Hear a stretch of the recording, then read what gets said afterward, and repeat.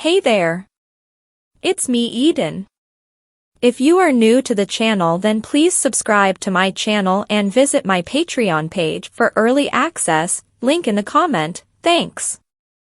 I overslept a little in the morning because I had been starting to become accustomed to California time. Our flight was not until 10 o'clock, so there was no problem with sleeping an hour beyond my normal early rising hour. I still had plenty of time to take a long, leisurely soak in the tub and enjoy the breakfast that Mom had ordered. Since we were no longer in California, Mom let me wear a normal skirt and blouse. I even got to wear 2-inch heels instead of the 4-inch heels that my sexy image usually called for.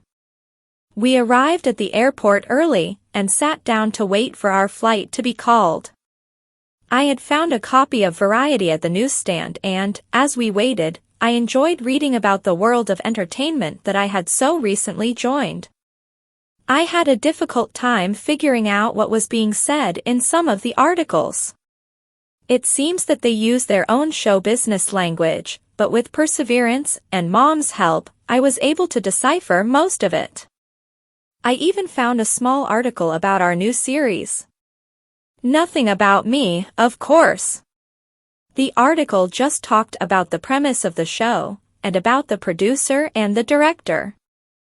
I had finished most of the paper by the time that our flight had started to board. The commuter flight did not lend itself to reading, so I stuck the paper in my purse as we queued up to board. It seemed like the plane had only just finished climbing before it was time to start descending. Less than an hour after boarding, we were exiting the plane. Wouldn't it be great if it was like that on the flight to California? We noticed, upon entering the house, that the answering machine contained a full week's worth of messages. We carried our bags upstairs and unpacked before returning downstairs to prepare lunch. As I opened some tuna fish and toasted some bread for sandwiches, Mom listened to the messages on the answering machine. I had lunch ready when Mom came into the kitchen with her notepad full of messages. As we ate, Mom told me about the messages that she had found on the answering machine. She said, "About half of them are for you, honey. There are a couple of messages from your friend Sean, a few messages from people requesting personal appearances, and a bunch of messages from media people who want interviews." I don't want to give any interviews, Mom. You'll have to do some interviews, honey. I'm surprised that the media people haven't been chasing after you before this. I would have expected the theater critic from the newspaper to pursue an interview long ago. He's been your biggest fan up until now. But why do I have to do any interviews? Can't people just enjoy the play or the show and leave me alone after it's over? When people enjoy a performance, they want to get closer to the performer. They do that by getting photos, autographs, souvenirs, and mementos, and by reading about the performer. The media want to provide the stories that the fans are calling for. People have enjoyed your performances and want to be close to you and to know about you. But I can't let them know about me. They will only want to know things like who your favorite actors are and what kinds of books you read. Although some will want to know if you have any love interests and if there is anything between you and Oliver. Those last ones are the kinds of questions that I am afraid of. Just be vague and non-committal. Say things like, "I am not involved at present," or "We're just good friends." You can get through an entire interview without giving any real information at all. Just look at the interviews that the press has with politicians. I saw an interview once where a reporter asked a politician what his favorite color was. The politician never hesitated at all and answered that he had always been partial to plaid. Mom, what if they want particulars like the names of my best friends, or if they want to know what schools I've attended? Things like that. Just say that you've had a normal childhood, and you respect the privacy of your friends. Okay, Mom. I do hope that the issue never comes up though. After lunch, Mom dropped me off at the theater. Barbara and Marge pummeled me with questions about my trip to California, and wouldn't let me go backstage to check for notes from Mr. Tucker until I had filled them in on all of the details of my 3 days in front of the cameras, and of working at the studio. Marge oohed and awed as I told her about how I had spent the days kissing Oliver. I tried to remind her that it was only acting, and that there were dozens of crew members watching intently as we touched our lips together, but she preferred to think only in terms of romance and passion. Both Marge and Barbara laughed as I related how Oliver and I had spent the better part of an afternoon hanging in our paragliding harnesses near the edge of a cliff. When I had answered all of their questions, they let me leave the makeup room to go backstage. I discovered an envelope with my name on it, lying on the word processor desk, and upon opening it I found several pages of jokes for our next-to-last weekend of performances. The jokes were wonderful, and were certainly up to the standard that I had come to expect from Mr. Tucker. It was amazing to see such terrific, fresh material each week. I worked on memorizing them and then practiced my delivery until my fellow company members began to arrive at the theater. I put the envelope into the desk and went to the wardrobe to get into my first costume before the rush started. As we prepared for the evening's performance, every cast member wanted me to tell him or her about my California experiences. I continually repeated my answers as newly arrived members posed the same questions. The house was packed for the first performance of the weekend. I delivered the introduction and then launched into the monologue. The audience howled with laughter at the jokes, and they could almost make me believe that I was funny, but I knew that the real wizardry was from the creators of the jokes that I was simply repeating.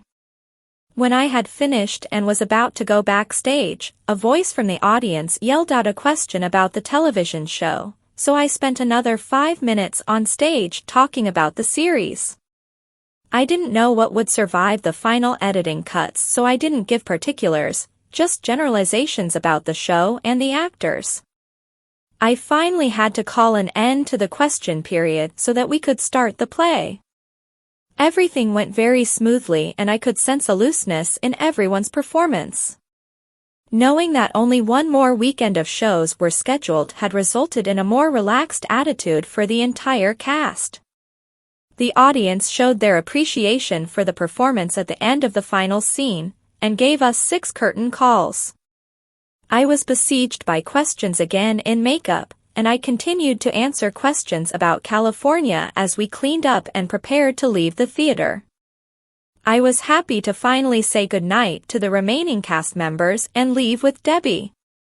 Outside of the theater, a throng of autograph seekers delayed us for another 15 minutes. When we were able to get away, at last, I relaxed in the seat as Debbie drove me home. Debbie was curious about the California job also, and I spent about an hour telling her all about the trip as we parked outside of my house. When I was finished, she grabbed me and pulled me down onto her lap so that I was facing upwards, and then bent over me and kissed me passionately as I first relaxed, and then melted in her arms. We kissed like that for 10 minutes, before she pulled away and looked at me as she stroked my hair. When I could get my breath again, I giggled and said, "That was nice." "What was it for?" "I don't want you to forget whose woman you are.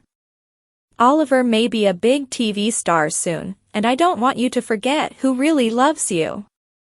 I rented one of the movies that he was in, and I can honestly say that I think that I am as much a man as he is.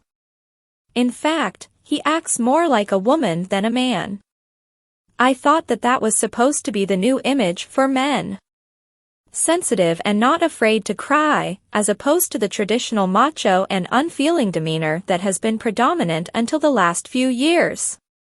There's such a thing as taking it too far. I don't know how successful the new series is going to be without a strong lead character. I hope that his co-stars have strong characteristics. Somebody is going to have to carry the show. I think that you're just prejudiced because he spent so much time kissing me. After I sail off into the never never, you can give the show, and Oliver, an honest appraisal. It sounds like you really like this guy? I think that he's very nice, and he did help me to get the job. The money will really help our college fund and I want to remain friends with him. This one job will add about $5,000 to our fund according to Mom. You know that tuition, books, and living expenses for a really good college can be as high as $50,000 a year. Until now, we were resigned to attending community college. Not that it isn't a good school, but I'd love to attend an Ivy League college, and now we might have the chance. Yeah, okay. I've never worried about college money because my folks have money. I'm sorry for dishing Oliver, I guess that I'm just a little jealous. I want to be the only one kissing my little Crystal. That was just stage kissing. Now stop talking nonsense and kiss me. We spent about another 10 minutes in the car before I made Debbie let me up so I could fix my makeup. The windows of the car were beginning to steam up a little and I didn't want the neighbors to start investigating. I gave Debbie one last kiss and got out of the car. As I opened the door to the house, I waved to Debbie and she drove away after returning my wave. It was late and Mom was waiting for me. She turned off the TV as I came in and then we walked upstairs together. After loosening my corset, she kissed me goodnight and went to her own bedroom. I removed my makeup and washed up before climbing into bed. It felt so good to be back in my own bed after days of traveling and sleeping on the mattresses of several different hotels. I fell asleep almost immediately, but slept fitfully as I dreamed of living my television series life, which culminated with my being lifted towards the heavens over the deep blue waters of the Pacific. I awoke drenched with sweat as the early morning light filtered through the window blinds. I pulled back the single sheet, which was my usual cover this time of the year, and put Miss Scarlet back up onto her shelf perch before walking to the bathroom to wash up. I started breakfast when I went downstairs and I was all ready to cook the omelets when Mom came down. I had already made fresh OJ and fresh biscuits. Mom made a pot of tea before we sat down, and she had put one of the antibiotic capsules at my place setting for me to take before breakfast. This breakfast sure beat having a prune Danish and tea like we had had in California. Over breakfast Mom and I talked about our most recent trip. Mom said, I wish that we could travel directly to LA, that's one of the few advantages to living in or near a big city. I wish that the trip didn't take so long. I'm just glad that we don't live further east. It would be nice if the trip was only about an hour, like the commuter flight.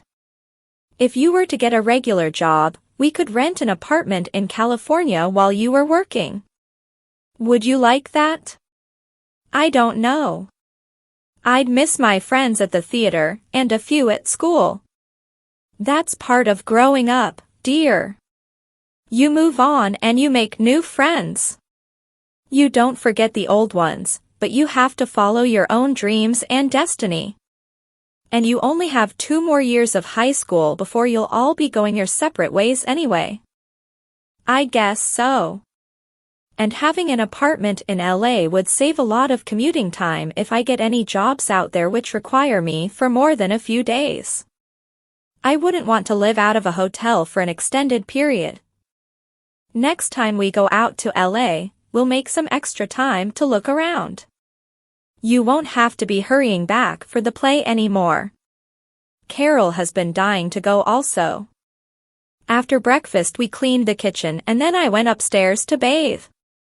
With the play winding down and the TV series behind me, I felt very relaxed and stayed in the bath until the bubbles were long gone, and my fingers had started to prune.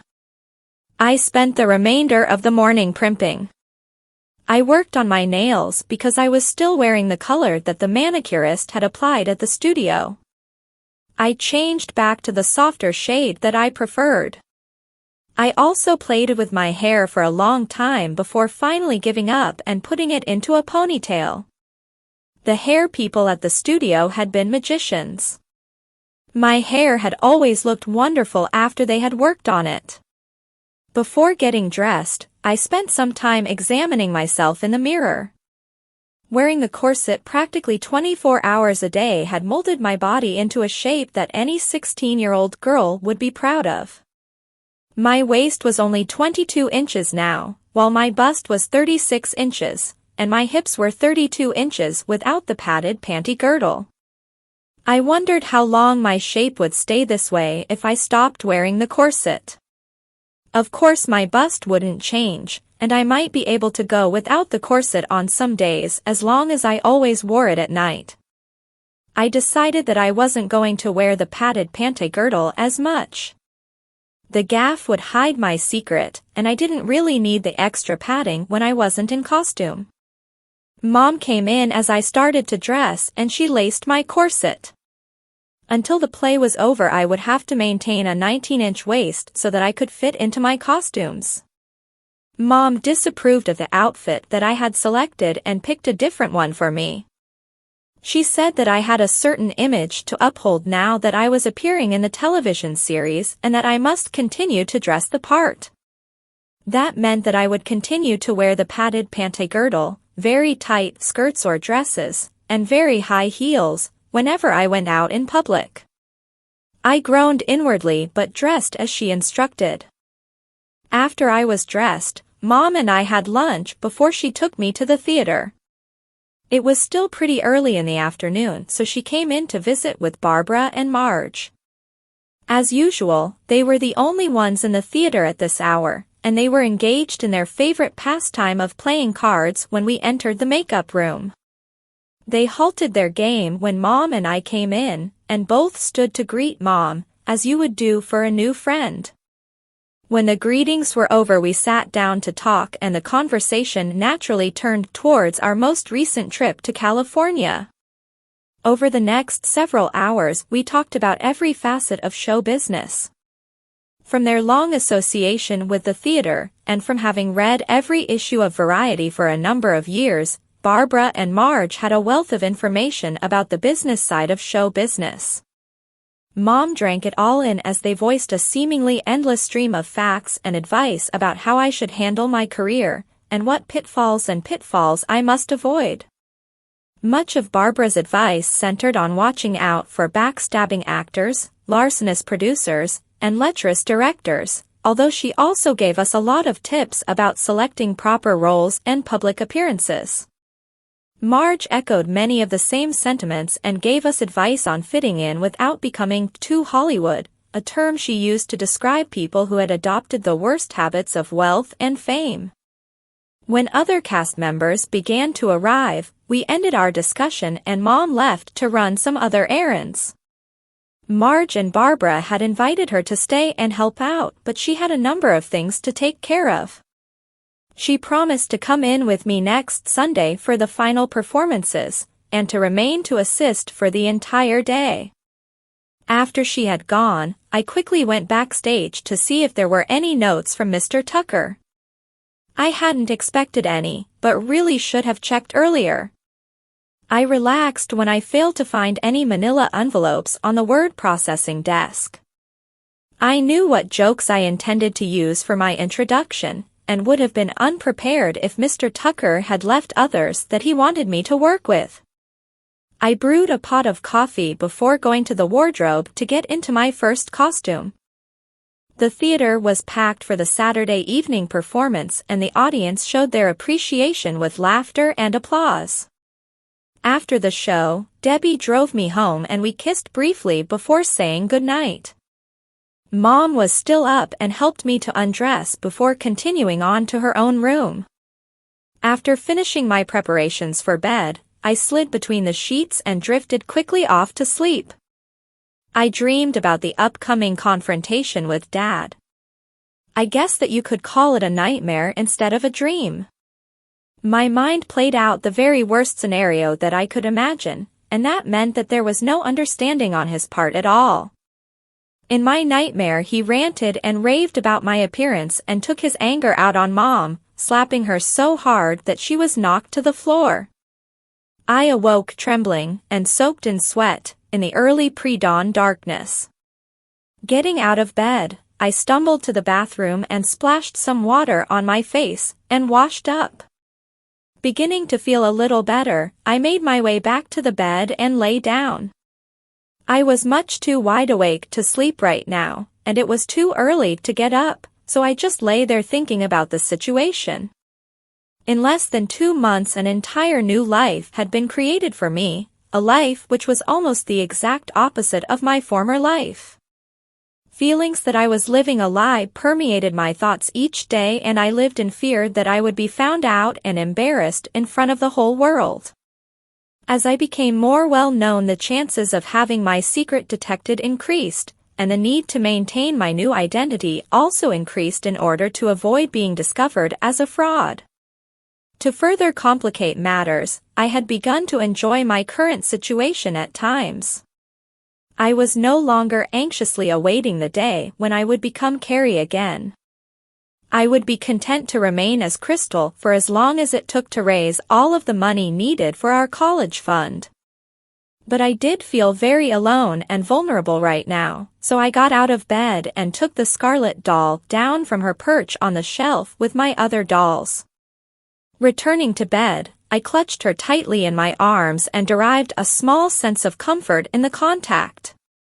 As I calmed down, sleep overtook me once again and I slid into unconsciousness, cradling Scarlet in my arms. The sun was above the horizon when I awoke next. I found that Mom was already preparing breakfast when I stepped into the kitchen. We kissed good morning. She said, "Sit down, honey, the eggs will be ready in a minute. Have your juice and take your capsule while you're waiting." I drank the OJ that she had poured for me and took the antibiotic capsule that was on my napkin. As I poured a cup of tea, she brought the salsa eggs over to the table and sat down in her customary chair. I debated whether to tell her of my nightmare, then decided not to. Instead, I said, "Has Dad called?" No. There were no messages on the machine. He may have forgotten about it after he saw that he wasn't going to just slip into your life so that he could take advantage of your new career. Do you think that that was all that he wanted? She looked at me pensively. "I'm sorry, honey. I'd like to tell you that your father was a good man underneath all of the selfishness that he always exhibits, but I can't. I firmly believe that had he not been ordered to make child support payments by the court, then we would never have seen a penny from him during the years that he and I have been divorced. I only hope that when you marry you find a better husband than I did. But let's not talk about your father unless we have to. What time are you going today? 11 again?" "Yes, the normal time." "Do you want to come for the day?" "I'd like to, but I have a lot of things to do so that we can head up to the lake tomorrow. I have laundry and a few errands. Plus I have to sort through the mail and pay the bills that are due for the end of the month. I'll go next Sunday as I told Barbara and Marge yesterday." "Okay, Mom." After breakfast, I helped Mom clean up and then went to bathe and dress. Mom took me to the theater on her trip to the grocery store. Dropping me in front of the building, people stared openly at me as I exited the car and strode down the alleyway to the theater's stage entrance. I never knew anymore if the attention was because of my new fame or because I was dressed so provocatively. Certainly none of the other 16-year-old girls that I met on the street were dressed like I was. Most had jeans, shorts, or cutoffs, and almost all were wearing sneakers instead of high-heeled pumps. My clothing was guaranteed to call attention to myself in the face of so much casual attire. Marge and Barbara were playing cards when I walked in. We exchanged greetings and I sat down to watch and talk. I always felt comfortable in their presence and they never seemed to notice the way that my mother and sister wanted me to see me dressed, or at least they never mentioned it. I wondered if they thought that these clothes were my choice, but I decided not to bring it up. At noon I walked to the backstage area and brewed a pot of coffee for Mr. Tucker before going to wardrobe to put on my first costume.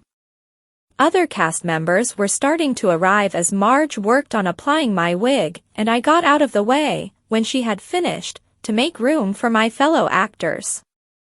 I would return a half hour before curtain to have my makeup put on. Debbie joined me on the old settee backstage when she had finished getting dressed in her first costume. We sat and talked as people hurried all around us in their preparations for today's first performance. When I heard the first voices from the theater's seating area as people were being let in, I returned to makeup to have my face finished. As Marge worked on me, I went over my monologue in my head in preparation for giving the introduction.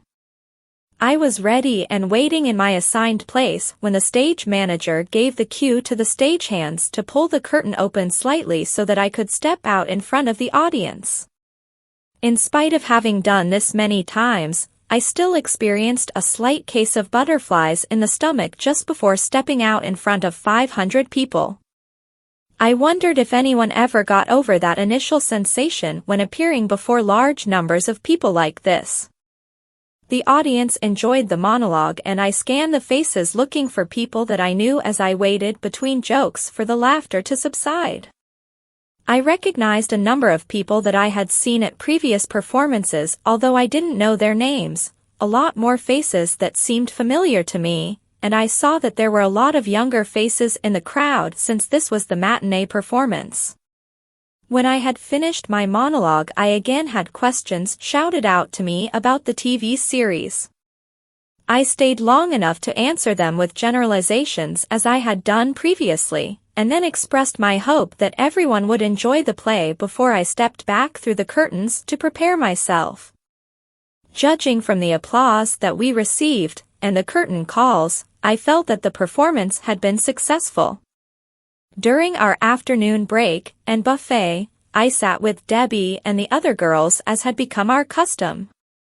Most of our time was again spent talking about California since everyone was enthralled with the idea of being discovered and being whisked away to fame and fortune. Every actor ever born dreams of that scenario, and for my fellow cast members to actually see it happen filled them with hope that it could happen to them as well. I did my best to downplay the situation, and I knew that there were feelings of jealousy towards the newcomer that had gotten so lucky in her first role. Human nature, being as it was, dictated that that would happen, but I also knew that we were all friends and that they were also delighted in my success.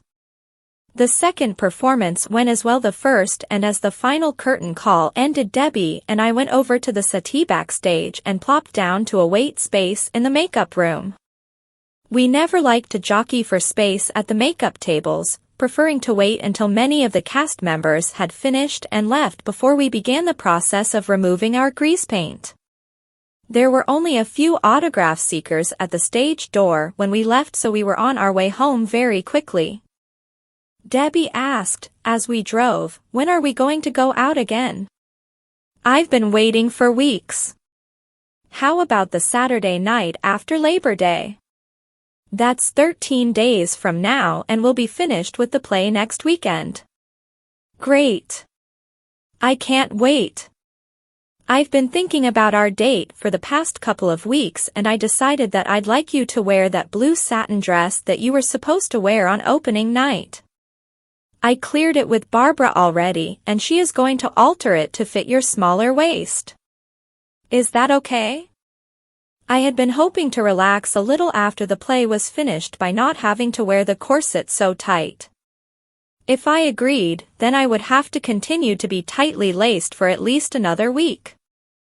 I hesitated for a moment before speaking, then said, "It sounds like you have something special planned for us." Just dinner at a nice restaurant, and maybe a visit to Graham's house afterward for some peppermint schnapps. Okay. I'll wear the blue gown, but you can't go in jeans. You have to get dressed formally also. It's a deal. I'll pick you up at 7, 2 weeks from yesterday. We had reached my house and we sat in the car kissing for about 10 minutes before I went in. Mom was waiting up and we walked upstairs together after briefly telling each other about our day. Sunday always wore me out and I slept soundly, with no dreams, or nightmares, that I could remember the next day. By noon we had reached the lake after having stopped for some perishable groceries on the way up. Jason and Barry were at the house and I hurried to change into my bathing suit so that I could join them and Carol in the water. Mom and Aunt Jessica prepared lunch as we cavorted in the lake for about an hour after our arrival. Then we spent an hour sunning ourselves after eating before swimming again. It was wonderful and I wished that I could spend weeks doing nothing else. Mrs. Conroy came over for dinner and most of the conversation was about California again. I told everybody about the trip with Mom, filling in any parts that I left out. When I finished, she continued on with her perspective of the whole episode, and her opinion on where the appearance might lead if the series producer and the public liked the show. After cleaning up the dinner dishes, Carol, Barry, Jason, and I left Mom, Aunt Jessica, and Mrs. Conroy to discuss my career while we went for a walk. It was getting dark earlier now, and Mrs. Conroy called to us as we sat on the beach that Jason and Barry had to take the boat back before it got dark. I let Jason kiss me with a long passionate embrace before they had to leave. After they had left, I began to wonder why I had begun to enjoy kissing Jason almost as much as I enjoyed kissing Debbie. The rest of the week was as wonderful as Monday, and I was sorry to see Friday come because it meant returning home for the final weekend of performances. But the bright side was that it was the final weekend of performances. As much as I had loved doing the play, and as much as I loved my extended family at the theater, I had grown a little weary of the routine because it kept me from having fun up at the lake. Most summers had been a little boring, and I had spent much of my time at the library or reading at home. But this summer had been so hectic that I longed for a little boredom. An old saying popped into my head about being careful what you wish for. Mom and I arrived back in town about 2 o'clock and she dropped me off at the theater. We had packed a lunch and had stopped at a rest stop on the interstate to eat on our trip back. Mom continued on home after dropping me off and I went into the theater, briefly talking with Barbara and Marge while putting my purse and sweater in the makeup room. Then I continued on to the backstage area to see if Mr. Tucker had left any new jokes for me to learn. I found another large manila envelope addressed to me on the word processor desk, so I opened it and read over the material. Some of the jokes were jests about the previous 7 weeks of shows, and showed an insider's knowledge of events backstage. I reviewed the jokes carefully and made sure that there was nothing that I felt would anger any members of our cast, before spending the next 2 hours practicing with the new material. When other cast members started to arrive, I finished up and put the notes away. I had decided to let the jokes about the show be a surprise to my fellow actors. The monologue was a big hit with the audience, and while the audience laughed at the jokes, I thought that I heard louder laughter coming from behind the curtain. My suspicions were confirmed when I had finished up and had answered all of the audience's questions before going backstage. Several crew members were touching up makeup on my fellow actors where it had been smudged while laughing from the new jokes. Curtain time was delayed several minutes longer than usual so that everybody could get back into character, and some of the cast and crew continued to have the giggles until the play was underway. Performance number 29 was another perfect performance by our little company, and the audience showed their appreciation at the end. When our last curtain call was complete, most of the cast gathered around me to congratulate me on a very funny monologue, and they wanted to know when I had written the new jokes. I told them that I didn't write the jokes and didn't know who did, but they acted like they didn't believe me. They had apparently begun to attribute more to me than my simple talents allowed, because of my job in the TV series, and because the jokes were obviously written by somebody who knew the entire cast and had been around since the company started practicing together. I continued to plead my innocence as they congratulated me, and I think that several began to believe me at last when I told them that they should ask Mr. Tucker where the jokes had come from. There was only one fan waiting for an autograph when Debbie and I left the theater.